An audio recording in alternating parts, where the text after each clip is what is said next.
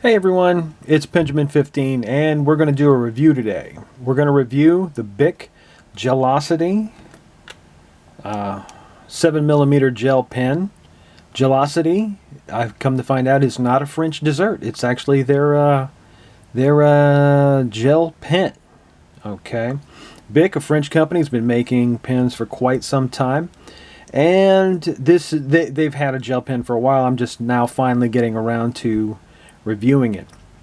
Okay, so if we want to do a size comparison real quick, this is your standard Sharpie, so that's our reference there. So a little bit longer than the Sharpie. I'm sure that's measurable in inches and millimeters and hectares and all kind of units of measurement, but you know, whatever. I do it by Sharpie. All right, this particular one has the same material that they would use for a grip from like most manufacturers. The entire pen is made of that material. So this is a Pilot.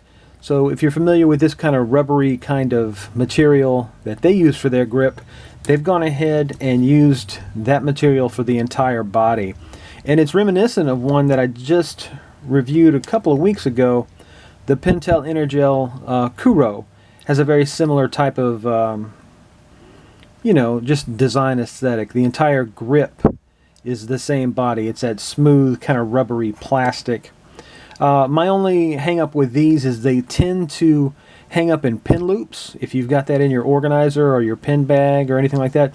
But this just is a little bit smoother than rubbery. It's a little bit more plasticky than rubbery. So I don't think you'd have that much of a problem with that. However, if we kind of get close to the point of it, if you notice right there toward where the cap and the body meet, it's like the pen body itself is fluted, so it comes up a little bit. It does make for a very interesting feel when you're putting it to the paper. It kind of bends out a little bit. So instead of the middle portion being a little bit thicker and then tapering, it's the opposite way. I find that it's an interesting feel and very comfortable. Not a problem. This model is obviously retractable. Nice solid click right there, no issues. Plastic clip, but strong. I never had an issue with it. I have to have something with a pin clip if I'm going to carry it, or else I have to stick it in my pocket, and it's just I've got to fish around with it for a little too long. But no issues with the body really, except that I don't know, aesthetically it's not the most pleasing one, but I do appreciate that they've thrown a little bit of color in it with the white line. It's just, it's not something like this. This is just, I don't know, I can't carry that. Great pen though. That's a great pen, but I don't know, just the way it looks. But this is I'd say the mid. If we're going by aesthetic, I say this is the middle of the road here. All right, but let's see how she writes.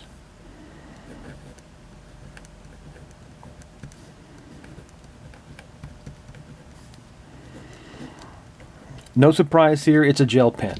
So it writes very smooth, and on a white, bright surface, there's high contrast. So everything that you want in a gel. This particular one is a 0.7, so it will write like a ball pen 1.0, very bold. It does come out very dark and almost shiny. Like there is a lot of ink going down on that. All right. So they're relatively inexpensive. So I bought a 2-pack. So if we want to get to the refill, the nose part comes off. There's our refill. No springs or anything are going to fall out of that. Springs, meet up at the shoulder. No surprise there. And here's your refill. It looks very similar to Pentel Energel LR7. But, solid ink pen. Nothing, in a world where there are very good gel ink pens, is this one different enough or good enough to make its mark, or is it just going to get by on Bic's history of being a giant in the business? And like all my reviews, it really just comes down to what your preference is. Alright. Okay. Time for the smudge test. Alright. That's a little better than I thought it would be. I'm going to kind of zoom in a little bit here. Bear with me. Fixed camera here. Alright. You know, right after I did it, a little bit of smudging on the E. So, you know, for a gel pen, not a super duper surprise. Let me just lock the camera back in place. Bear with me, folks. Oh goodness, what have I done? There we go. Alright. And now for the highlighter test. Here we go. Super fancy highlighter. Okay, we've got, okay, this is not, oh, this is a horror show. Okay, so if we look at that, we have significant bleed over with the highlighter. So if we're going to do some, if we're going to be touching the page, or if we're going to be highlighting any text that we take for any type of notes, we're going to have to give this one some time to dry out. You know, not its best quality, but it is a very wet ink. All right, so let's get down to it.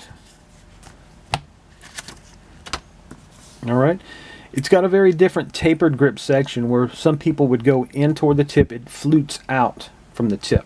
Okay, nice dark line, just like most gel pens. Goes on very wet, wetter than most. Be careful. Okay, the body is the grip, like the Kuro from a couple weeks ago. The entire grip of the pen is the body of the pen. All right, price. I got the 2-pack at a major retailer. Rhymes with Walmart because it was Walmart. So when you break down the price, they're a little bit more than $1 a piece, and I'm sure you can purchase them in bulk and get a very, you know, you can lower that price very much so. All right, and here are the handles on all the socials. If you would, go ahead and give me a follow or a look or just a like or just say hi. I really do like talking pens with people. Biking, diabetes, any factor that I'm fighting. Let me know and we'll talk about it. I've had a great weekend despite the weather. I'm going to go for a very long bike ride in a little bit. It's going to be great. I hope you guys have a great weekend. I'll see you next week with another review.